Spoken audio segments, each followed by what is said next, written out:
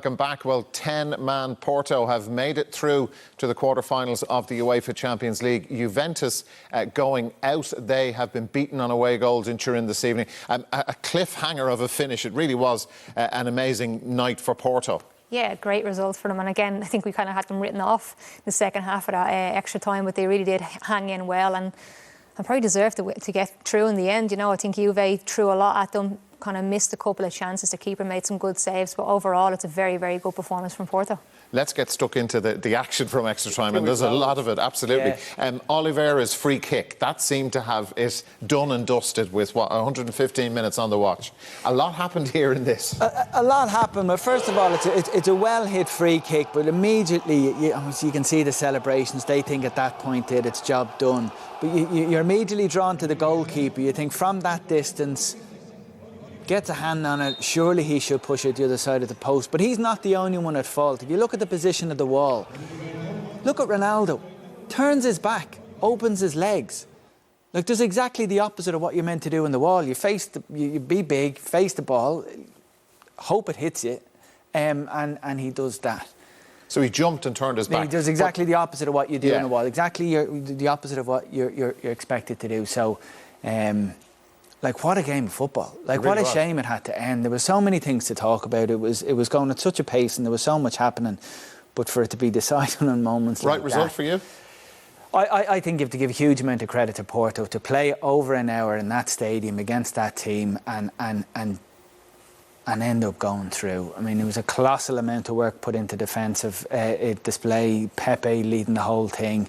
Juventus will get hammered, I assume, by the Italian press because of the amount of chances they created, because they had an extra man. Yet again, it's a European failure. The owner will get it, the manager will get it, Ronaldo will get it. They'll all get hammered because that's the Italian media and that's the way they'll do it. But what a story for Porto. Yeah, for sure. And what sort of, Stephanie, threatened to derail that story for them was the Rabiot header, 3 minutes from the end of extra time. And just when we thought it was over, this 104 seconds after the Oliveira free kick. Yeah, well, I think they knew they had to go for it. Needed 2 goals to go through.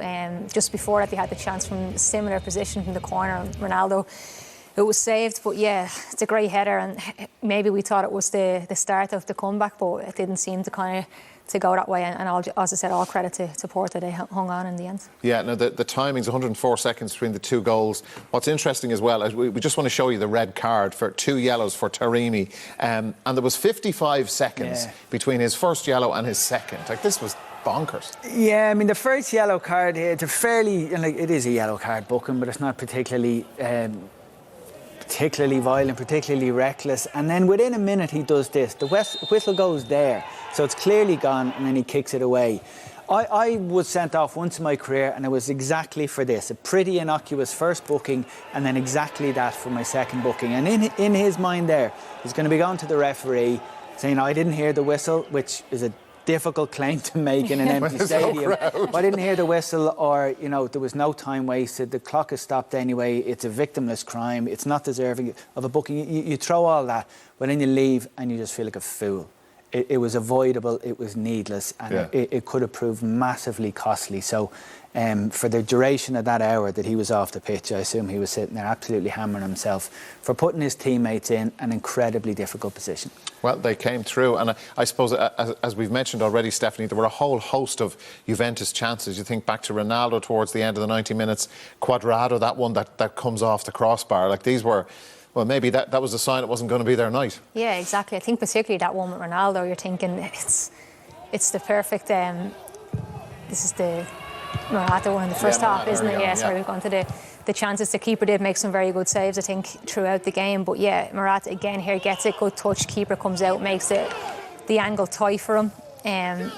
Ball to the back post. Keeper deals really well, but I think this is more kind of the Porto keeper pulling off some very good saves. And this one here, you're thinking, Chiesa, just throw yourself at it. Pepe does really, really well to come in around the back post, but it's a great chance. And this probably a little bit more unlucky than anything else.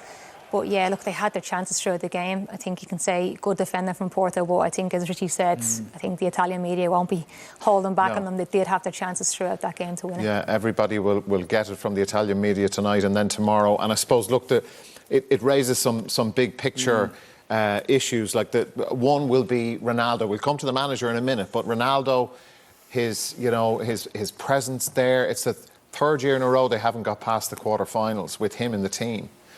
He's on his third different manager. He's 36. There's another year left on his contract. 24 million a year, all of that stuff. You'd want, I suppose my initial question, which is difficult to answer now, is to whether or not he will see out the final year of that contract, because he's playing for a Juventus team now, which is very different than the one he joined. They're not going to be champions. They've had what is going to be considered 3 failures in Europe. The manager's under pressure. We don't know if he's going to be there next year, and they don't have the money significantly to boost that squad, because the wage bill is significant, Ronaldo being the obviously the highest earner, and the club have taken a massive financial loss because of the pandemic. So they're financially in a difficult position, and the squad needs to be overhauled. The manager probably needs to be replaced, and Ronaldo's 36.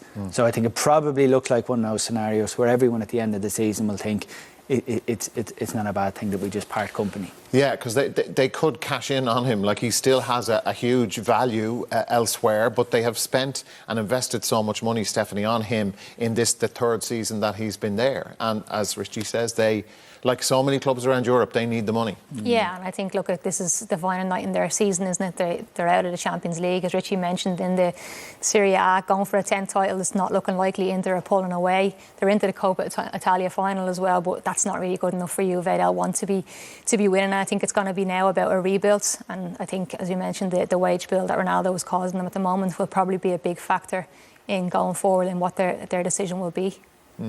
What about Porto the next day? OK, Taremi will miss out after his red card. Oliveira is missing the first game of their next leg. Marega, I think, is missing as well. Now, they're well, 2 of them certainly are vital, crucial players for Porto. And this kind of unheralded team, a bit like 2004. I don't know if this, for you, is going to mirror all of that. Like, they're into the quarterfinals, kind of coming from nowhere.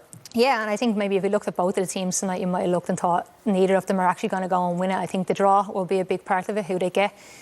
But look, all credit to them. They really do make it difficult for any team to play against them. So I think I wouldn't write them off. I think I wrote them off a few times in tonight's game, and they went against me. So, yeah. So look, I wouldn't write them off. But again, I think it's down to the look of the draw and who they can get in the next round. Yeah, for sure. It's a great story for Portuguese football, that is for sure. Well, they'll be disappointed about Ronaldo, but their team are through. We're out of time for tonight, I'm afraid. My sincere thanks to Stephanie and to Richie for joining me here in studio.